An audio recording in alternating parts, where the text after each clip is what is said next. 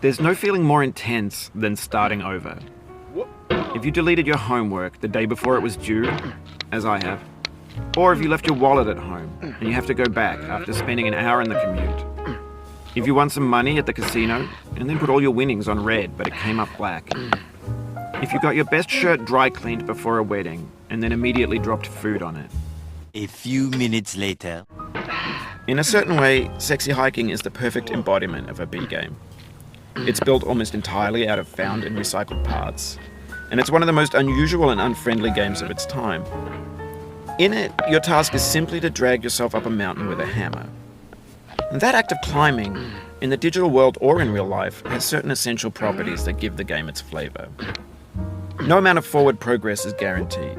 Some cliffs are too sheer or too slippery, and the player is constantly, unremittingly in danger of falling and losing everything. Anyway, when you start Sexy Hiking, you're standing next to this dead tree that blocks the way to the entire rest of the game. It might take you an hour to get over that tree, and a lot of people never got past it. You prod and you poke at it, exploring the limits of your reach and your strength, trying to find a way up and over. And there's a sense of truth in that lack of compromise. Most obstacles in video game worlds are fake. You can be completely confident in your ability to get through them once you have the correct method or the correct equipment or just by spending enough time. In that sense, every pixelated obstacle in Sexy Hiking is real.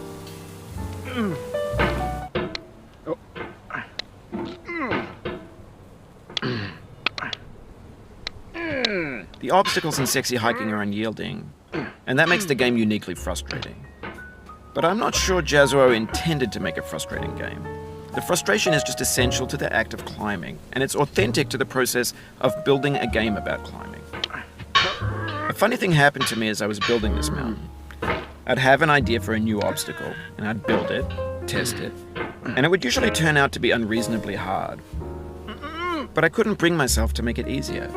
It already felt like my inability to get past the new obstacle was my fault as a player rather than as a builder. Imaginary mountains build themselves from our efforts to climb them, and it's our repeated attempts to reach the summit that turns those mountains into something real.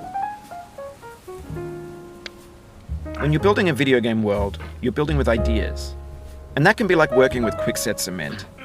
You mold your ideas into a certain shape that can be played with, and in the process of playing with them, begin to harden and set